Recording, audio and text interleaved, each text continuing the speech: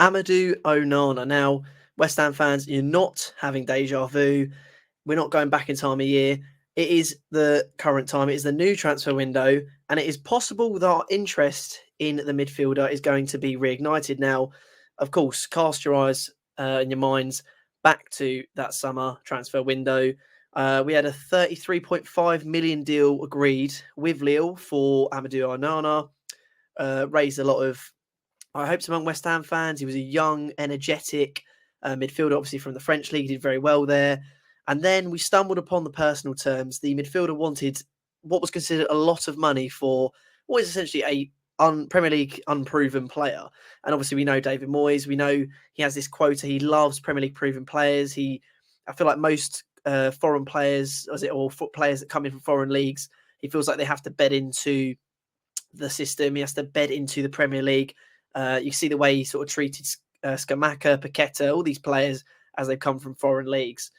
Now, of course, we weren't able to agree personal terms with him, and Everton swooped in with, I believe, a £33.7 million offer, agreed personal terms with him, and took him away from us. Now, obviously, we know Everton Football Club are in a bit of financial turmoil, and this could prove in West Ham's favour.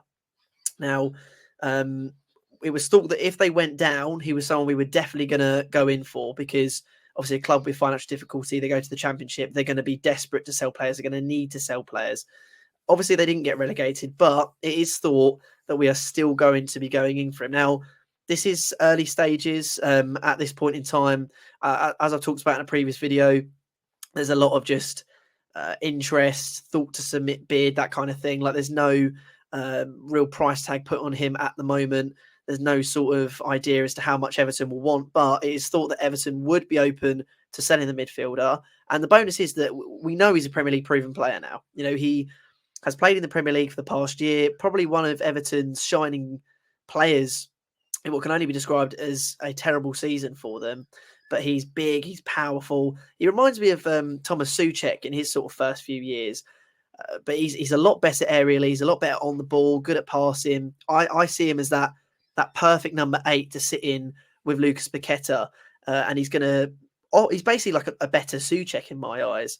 So now that we know he's a Premier League proven player, it's thought that David Moyes and Sullivan, despite having a lot of trouble with the agents last time around, would be open to negotiating with them. Now, for me, I see this as a bit of a no-brainer. I think Everton are willing to sell him. We really wanted him when he was coming from the French leagues. We were willing to take a chance on him, but we weren't willing to take a chance on his wages because obviously he was an unproven player. Now that he's had his season in the Premier League to bed in, now that I've seen the way he plays in that Everton system, I think it's a no-brainer. I think it's someone that we simply have to go for. Now, of course, there's other transfer targets that we are looking at. I don't think he's going to be filling the Declan Rice void. That is thought to be someone like Paulinho. Obviously, Edson Alvarez is someone that we have looked at in the past, as said by expert. I believe he will be going to Borussia Dortmund. He's basically agreed terms. Obviously, Dennis Zakaria, I believe his name is. He's being covered by Mark Carlaw, as you've probably seen on the channel, of our interest in him. So I think they're going to be the number 6, the DM roles, the Rice replacements, whereas someone like Alex Scott or Amadou Onana are thought to be our number 8s.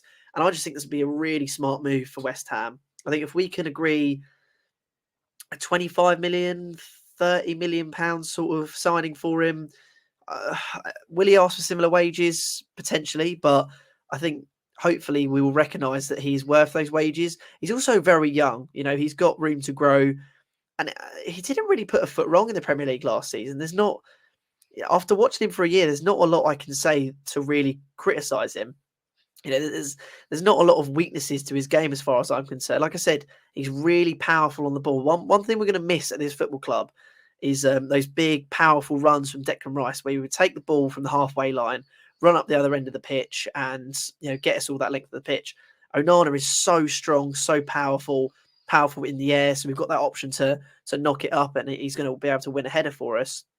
He also presents a very large threat from corners, which I think is something we've definitely missed out on as well. So having him in the side, I think, will be really good. As a number 8, he probably needs to improve his goal tally. He didn't get too many goals for Everton last season. I'd say that's probably his main concern. It is his scoring in front of goal, but he's really good defensively. And having someone like him next to Paqueta is going to allow Paqueta the freedom to roam forward, to take that free roam role, to do whatever he needs to do, and be able to get covered. Now, I mean, he could go the number 6 role. I don't see why he couldn't. I think his long range passing isn't as good as maybe I'd like it to be for our system, because obviously we really like to transition quickly from defence to midfield to attack, because obviously we're a counter-attacking side. So whoever our DM is probably going to be the focal point of the transition. And obviously that was Declan Rice last year. And with his imminent move to Arsenal, we're going to need to find someone with a similar kind of long passing style. You're not going to get the player that Declan Rice, like I said on the channel before, you're not going to get Declan Rice replacement. You need to get someone or 2 players who are going to do a similar job to what he did, or at least do things better than he did, but obviously in 2 separate players, which is obviously going to be very difficult. But I think for me, Onana, out of all of the midfielders that we've been listed with this window, he's one that very much excites me, and I'm sure excites a lot of West Ham fans. The only thing that obviously worries me is maybe getting a bit of egg on our face. If we go back in for him again, are Everton going to say, well, you know, he's had a year in the Premier League, he was worth 33 million then, he's worth 45 million now, he's worth 40 million now.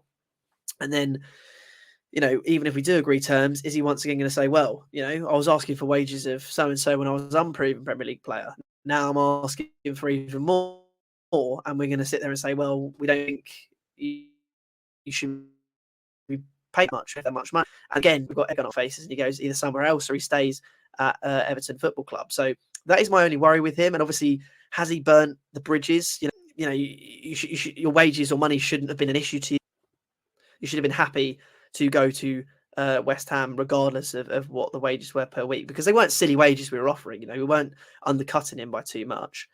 So that is my concern of West Ham fans. Are they going to be happy with his signing? Are they going to think that, you know, he snubs for the money, it's not worked out, and now he's running to West Ham United after having a relegation threatened season with Everton Football Club? But I think, putting all that aside, if we can get a decent fee agreed for him, which I think a fair fee would be between 25 and 35 million. 35 is a lot of money, but again, he's proven himself in the Premier League. But I feel like with them being in turmoil, with them needing to sell, with the promise of European football, I think it should be an easy pitch to Onana and his agents, and hopefully they'll be pushing the move through. In terms of the player himself, I think he's a great player. Needs to improve in front of goal, but you know, we've got Paqueta for that. We've got wingers for that. We're not starving of goals. My main concern is he's good on the ball, and we're thinking of him as a Souček replacement. You know, he's night and day. You know, he's like Souček, but he can pass, he can dribble, he can do it all. So let me know what you think, West Ham fans. Has he burnt his bridges? Does he deserve a second chance, another bite of the cherry? Are you happy if he's our midfield signing for the summer in that number 8 role? And I'll see you on the next one.